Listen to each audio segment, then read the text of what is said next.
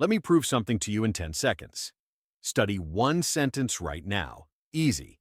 Now, imagine I say, study for 2 hours. Feel that resistance? That's not laziness. That's your brain shutting down to save energy. And once you understand this, studying stops feeling overwhelming and starts feeling automatic, even during exam season.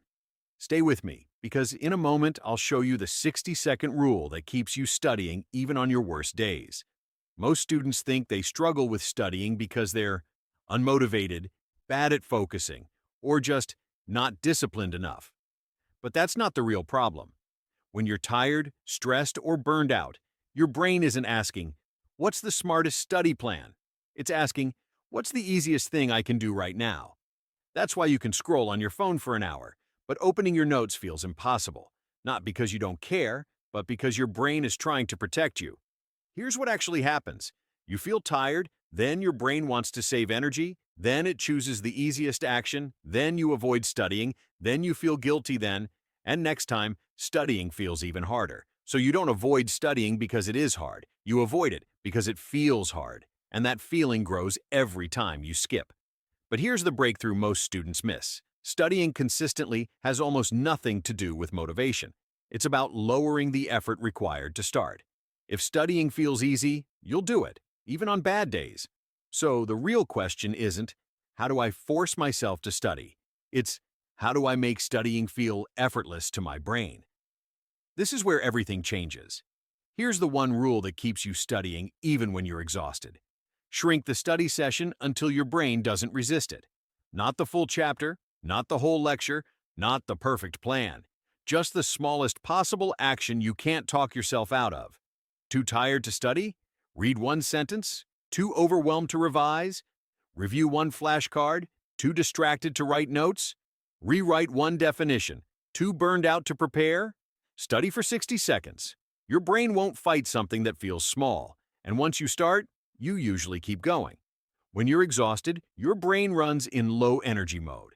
It hates effort. It hates big tasks. But tiny actions don't trigger resistance. Your brain thinks, okay, I can do that. And the moment you start, focus kicks in.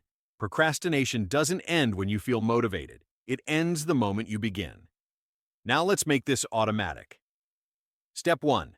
Define your minimum study. Task: choose the easiest version of studying. So easy you could do it half asleep.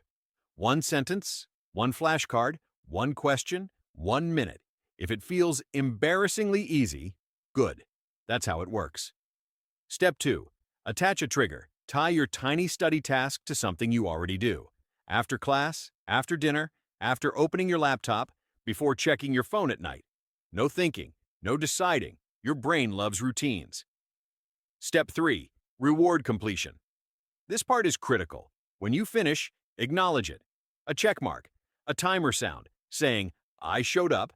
Your brain learns through reward. Soon, it stops resisting studying at all. After a few days, something changes. Studying stops feeling like a wall. It feels like a doorway. You focus longer. You procrastinate less. You feel in control again. And most days, you end up studying longer than planned. Not because you forced yourself, but because starting was easy. You stop saying, "I'm bad at studying," and start saying, "I'm someone who shows up." If this helped you, comment your minimum task. One sentence, one card, or 1 minute. And subscribe if you want studying to feel simple, even on your most tired days.